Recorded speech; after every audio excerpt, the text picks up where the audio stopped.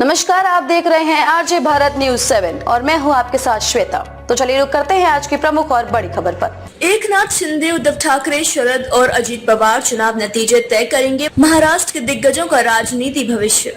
देश के दूसरे राज्यों की तुलना में महाराष्ट्र की राजनीति एक अलग ही प्रवाह में बह रही है। जितनी राजनीतिक टूट फूट महाराष्ट्र में हुई, उतनी देश के किसी भी राज्य में नहीं हुई। इसलिए यहाँ के नतीजों पर देश भर की नजरें टिकी हैं। लोकसभा के चुनाव नतीजों के बाद राज्य की सियासत में बड़े उलटफेर से इनकार नहीं किया जा सकता।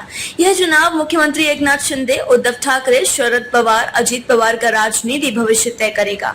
कौन किसके साथ रहेगा, कौन किधर जाएगा, यह सब चुनाव नतीजा तय करेगा। साथ ही बीजेपी नेता देवेंद्र फडणवीस के लिए भी यह चुनाव बेहद महत्वपूर्ण है। पिछले 5 साल में महाराष्ट्र की सियासत में बड़े बदलाव हुए। सन 2019 का लोकसभा और विधानसभा का चुनाव बीजेपी और शिवसेना ने मिलकर लड़ा था। विधानसभा चुनाव नतीजे आने के बाद बीजेपी और शिवसेना के बीच ऐसा टकराव हुआ था कि बीजेपी की आई हुई सत्ता हाथ से चली गई। शिवसेना ने कांग्रेस और एनसीपी के साथ हाथ मिला लिया और उद्धव ठाकरे मुख्यमंत्री बन गए, लेकिन उनकी कुर्सी लंबे समय तक नहीं टिकी रही। उनकी ही पार्टी में बगावत हो गई।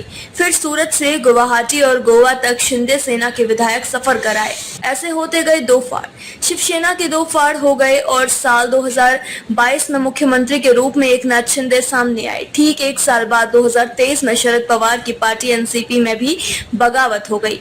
शरद पवार के भतीजे अजीत पवार ने चाचा से एनसीपी हत्या ली। साथ ही उनके परिवार में भी बिखराव हुआ।